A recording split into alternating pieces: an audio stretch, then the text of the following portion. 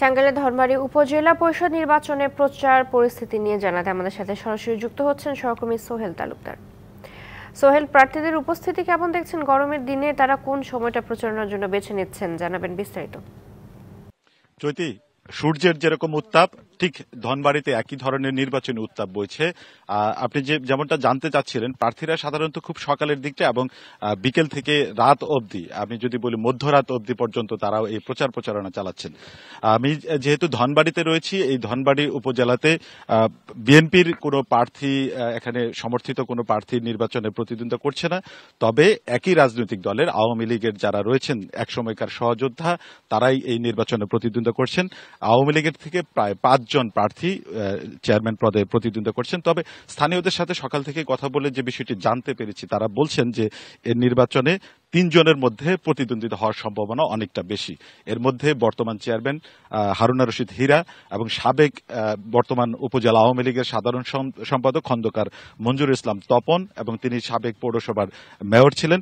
এছাড়াও যে সাবেক আওয়ামী লীগের সাধারণ সম্পাদক উপজেলার সবুজ, তিনি এই 3 জনের মধ্যে প্রতিদ্বন্দ্বী হবে। আমার সাথে রয়েছেন খন্দকার মঞ্জুরুল আলম তপন।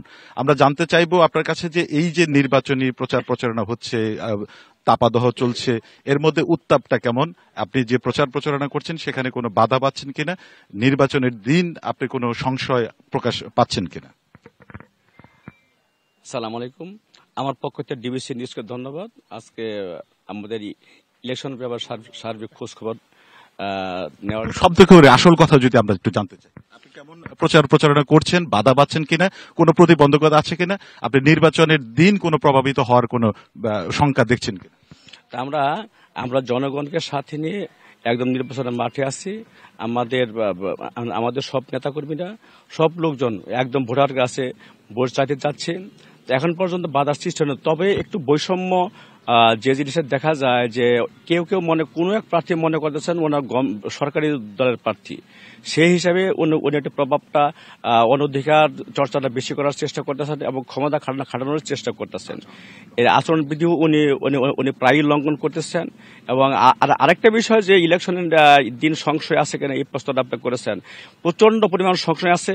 কারণ আমাদের এখানকার সাংসদ আওয়ামী লীগের প্রেসিডিয়াম সদস্য ডক্টর মোহাম্মদ আব্দুর রাজ্জাক এমপি, উনি নিজেই যেভাবে প্রভাব বিস্তার করতেছেন একজন প্রার্থীর পক্ষে, হারুন রশিদ হীরার পক্ষে যেভাবে উনি প্রভাব বিস্তার করতেছেন, এবং আমরা ভোটারদের আমরা যদি বুঝতে পারি যে আপনি স্থানীয় সংসদ সদস্যের বিরুদ্ধে ওনারা অভিযোগ করছেন যে তিনি প্রভাব বিস্তার করছেন।